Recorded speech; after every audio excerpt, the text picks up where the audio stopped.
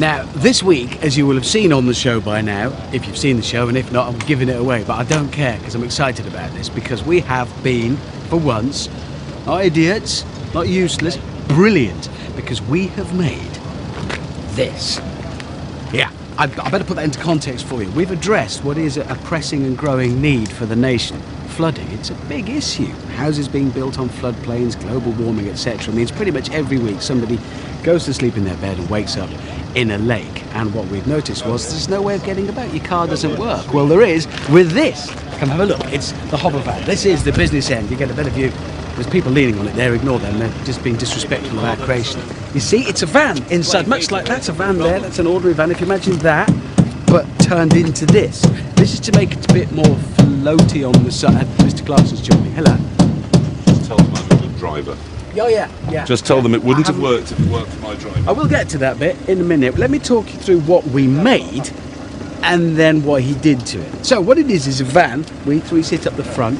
It's got its engine in the front to drive it along in the usual fashion. We fitted these skirts that contain the air that is generated and sent down by that engine there, the lift engine. That's from a Yamaha R1 Superbike. Over here at the back, this is the real business end. This is the thrust fan. You see, you are impressed. Look, that's engineered and made. That's a 2.4 litre V8 from a radical track car. That's a powerful, light, compact V8. In total, in the back of that van, 600 horsepower. So we set off to test it. We were feeling good. This is an important service. I live in an area that is blighted by floods. I have friends out near Tewkesbury, Hawbridge, villages near me that flooded. Last time they did flood, I went out to rescue one of them from his house. I borrowed a boat with a little outboard motor. I was chugging along through the floods, only about 4 foot deep. And that's the problem, because I caught the propeller on the top of a gravestone. Disaster. Not a problem with this, because we hover over the top. All would have been brilliant, and briefly was, when it set sail on the river Avon in Stratford. And then Jeremy's driving was exuberant, enthusiastic, violent, and essentially useless.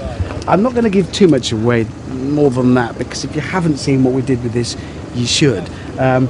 What let it down wasn't the skirts, the floats, the engines, the fan, the lift, me, James, the navigation. It was the other one. It's brilliant. It is the future. So when you watch it, I want you to just remember you've seen the machine, how brilliant it is, and how brilliant the future could be if Jeremy wasn't in it. Admire.